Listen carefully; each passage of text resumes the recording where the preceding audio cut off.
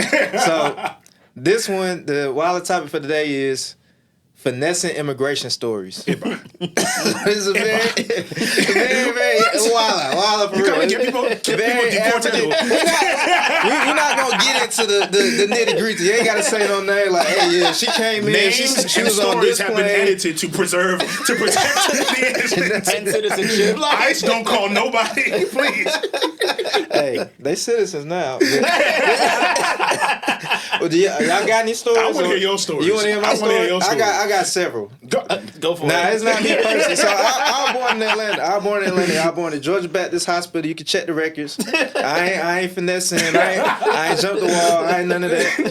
Bro, But I got story. I got some hearsay. I got some secondhand accounts, so I ain't gonna get nobody in trouble though. Okay.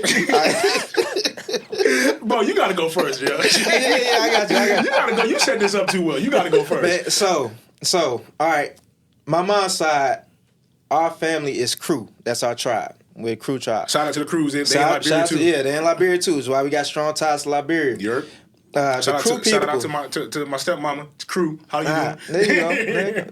Yeah, so the Crew people are known for being seafarers historically. Yeah. So a lot of times they will work on, during colonial times, they worked on ships. So like British or the U.S. will have ships, and because they're seafarers, they'll work on these ships. So I have many uncle, I'm not related to him, that would work on these ships, and of course these ships shipping stuff back and forth. And then, of course, when the ship get here, that ship go back and they don't go with it. And then, of course, you got to, missed the bus. My bad. Missed the boat for a several-month-long boat trip. You end up in another country. But anyway, you end up getting married. They get married, whether it's real or it's, whatever. It don't matter now because they're in the U.S. All right, another story. I told you I got multiple. So another thing with Sierra Leoneans, a lot of them used to say they're from the Virgin Islands, like back in the 80s. Yeah, like that's when most of them came because Virgin Islands is U.S. territory. Mm-hmm. So they'll pretend like they're from the Virgin Islands. I do know of one particular aunt that was running with that story, and they had a job interview. Mm-hmm. And for the job interview, they had to get her passport.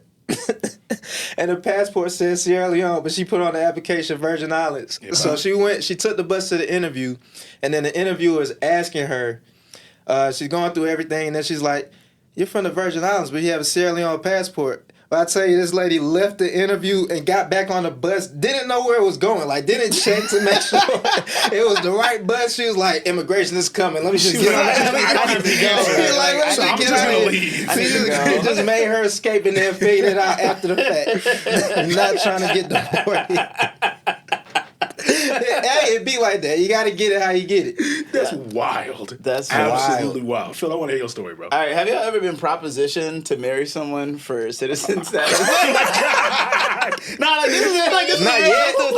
This is a real business. I think I probably had like 4 different conversations with people because Atlanta's such a melting pot of people from everywhere, and that's normally like the one easy way to get beyond it, right? But they're like.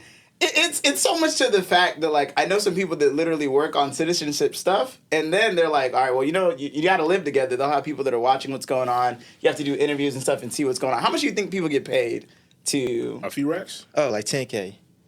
What do you think? Probably about 10, 20K. Yeah, it could easily be, like, anywhere between, like, 20 and, like, 50. Easily. I'm in the wrong I really wish I was a scammer. I wish I was a scammer. I really wish I could scam.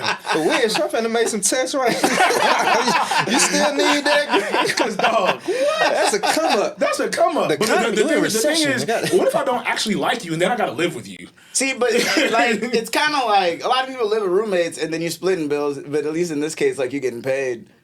And it's only for like a couple of years, right? A couple of years? Yeah, it's a couple of years. What can happen in a couple of years? What can happen in a couple of years? You fall in love with her. You can fall in love with her. No, that's the worst thing. That's the worst thing that can happen. Then you don't get any money. Like, damn, this marriage legit now. I can't even.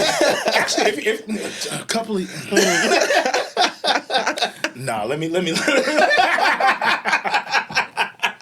So it's a route that a chunk of people will look for because they're normally like, you know what, like, It's just the easiest way to end up like getting citizenship because a lot of people will try to file for like political asylum, like etc. I know some people that have done that, but then like they did it after they like overstayed their visa like 15 years, so they're kind of like you ain't hiding from nothing now, like outside of like immigration in the U.S. But so it's an interesting piece one way or another, but. So I actually have mine is similar. I had to think of one, but I thought about the green card joint. This is me kind of being petty and holding back my pettiness low key. I know a couple that got married. They're both Liberians, and she had become a citizen, and he was trying to get his green card or whatever. And so they got married so he could do that.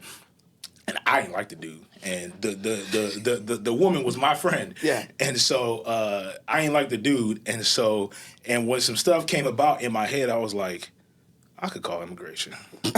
I was like, I could call. Because I saw, it was just like, I was at her crib and I saw his green card had come in the mail. And I saw it sitting there and I was like, I don't like that dude. Wow. I could call immigration. Call immigration. That's crazy. That is diabolical. And I was like, dang, am I wrong for thinking that? Because it was a serious conversation. In my head, I was like, I don't like him. And she don't really like him that much either. I could call immigration. What stopped you from doing it? Because that would have been wild. Only literally because I was like, that's wild. That might be too far. But I was like, why is this a borderline? Like just maybe. I thought it was kind of justified based on the situation, but you know. Was he lazy? Was he abusive? He was abusive. Oh, okay. That's why. So I was like, I'm calling immigration. Exactly. You say diabolical thing, and he's like, well, you got a reason. So that makes sense. I could call immigration. But you know, life came back, karma came back, and you know, things are good now. So he got deported anyways? In another way, he got deported from Earth. Oh, we got unalive.